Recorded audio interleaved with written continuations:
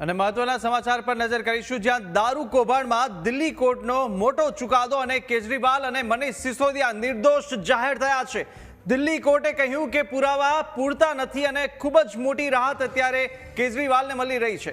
આ તરફ દારૂ કૌભાંડનો આ કેસ હતો અને તેને જ લઈ અને દિલ્હી કોર્ટે આ ચુકાદો આપ્યો છે। ઘણા લાંબા સમયથી આ દારૂ કૌભાંડનો મુદ્દો ચાલી રહ્યો હતો અને તેને જ લઈ અને સાથે અનેક તપાસ પણ થઈ અને આખરે જ્યાં કેજરીવાલ અને મનીષ સિસોદિયા જે બંને નિર્દોષ જાહેર થયા છે।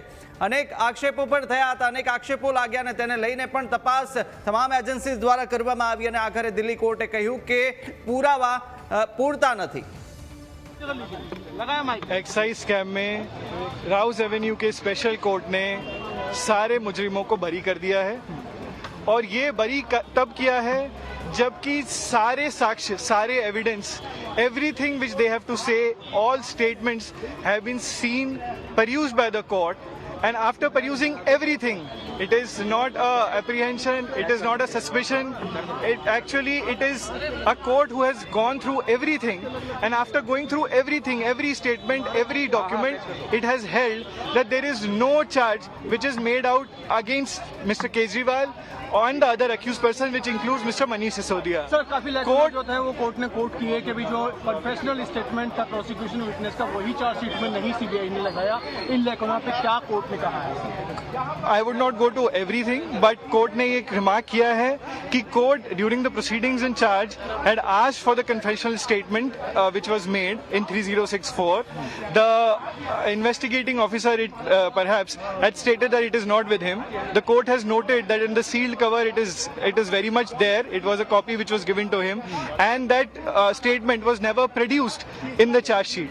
And in fact, there were various statements which are taken even after the confessional statement, which the court had said that you can't do it once there is a full disclosure made in the confessional statement, which is not produced in the charge sheet. How can you take other statements? Apart from that, the court has very emphatically stated that the rule of law has to be preserved.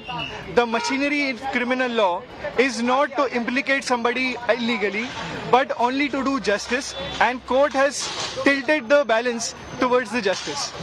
Sir, एक और चीज कही, जो price fixation का मामला था उसमें कहा कोर्ट ने कि वो पूरा डेलिब्रेशन, डिस्कशन और जो ईएम का अप्रूवल था उसके बाद ही किया गया। सो एलिगेशन सीबीआई का ये था कि जो पॉलिसी बनाई गई उसमें मैनिपुलेशन किया गया, उसमें फर्जी दस्तावेज जोड़े गए। कोर्ट ने ये कहा है कि जब एक्साइज पॉलिसी बनी उसके जितने भी एविडेंस, जितनी भी कोर्ट फाइल, जितने भी कैबिनेट नोट, जितने भी ऑफिशियल नोटिंग है, अगर आप उनको देखेंगे तो आप पाएंगे that the policy has been put to every institution in the machinery, and it cannot be said that only one person has made this. In fact, the court has drawn a parallel where the court had said that the policy was also given to the office of Honorable LG. Honorable LG has also looked at it, and Honorable LG has also approved the policy. The court had said that if you are making Mr. Manish Sisodia or Mr. Kejriwal as an accused, why was not other person who were involved in the excise policy not made an accused?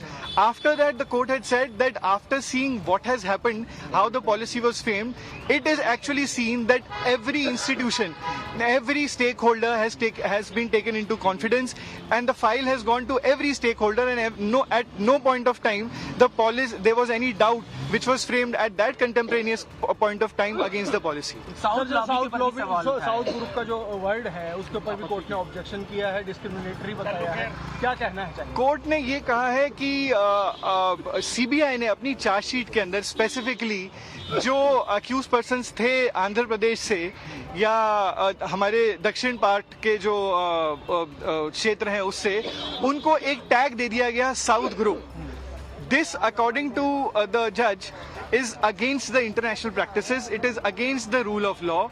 You cannot discriminate people on the basis of the region, and court has taken a very strong view, and in fact has also made few comments in the order saying that CBI has to ensure that in the future cases they cannot term or ostracize one region of the country like this. The court also said that તો આ તરફ અત્યારે કેજરીવાલે પણ કહ્યું છે કે આજે જે સત્યની જીત છે થઈ ચૂકી છે।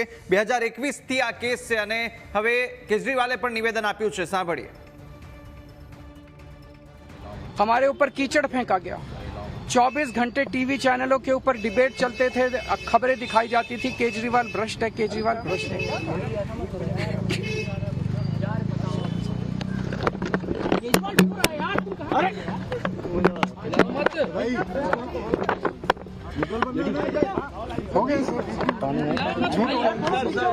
संभालिए सर अपने आप, संभालिए हिम्मत सर। हमारे ऊपर कीचड़ फेंका गया। 24 घंटे टीवी चैनलों के ऊपर डिबेट चलते थे, खबरें दिखाई जाती थी केजरीवाल भ्रष्ट है, केजरीवाल भ्रष्ट है।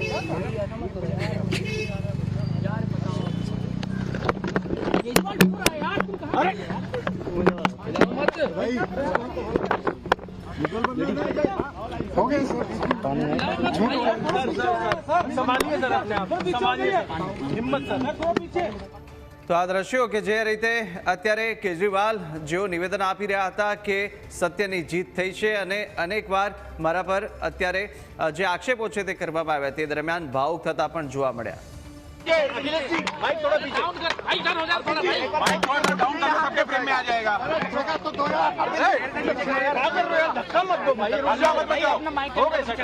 पिछले कुछ सालों से भारतीय जनता पार्टी जिस तरह से शराब घोटाला कर रही थी और हमारे ऊपर आरोप लगा रही थी, आज कोर्ट ने सारे आरोप खारिज कर दिए और जितने भी एक्यूज्ड थे सबको डिस्चार्ज कर दिया।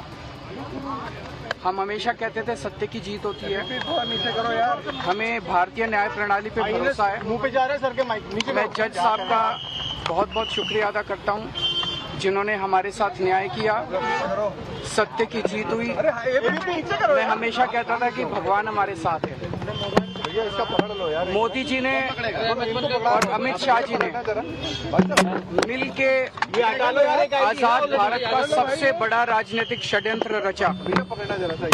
आम आदमी पार्टी को खत्म करने के लिए आम आदमी पार्टी के सबसे बड़े 5 नेताओं को जेल में डाल दिया गया। यहाँ तक कि सिटिंग चीफ मिनिस्टर, जो आज तक भारत के इतिहास में कभी नहीं हुआ, सिटिंग चीफ मिनिस्टर को उसके घर से घसीटकर जेल में डाला गया और 6 महीने तक जेल में रखा गया। हमारे उप मुख्यमंत्री मनीष सिसोदिया जी, उनको लगभग 2 साल तक जेल में रखा गया। पूरा का पूरा फर्जी केस था। हमारे ऊपर कीचड़ फेंका गया। 24 घंटे टीवी चैनलों के ऊपर डिबेट चलते थे, खबरें दिखाई जाती थी केजरीवाल भ्रष्ट है, केजरीवाल भ्रष्ट है।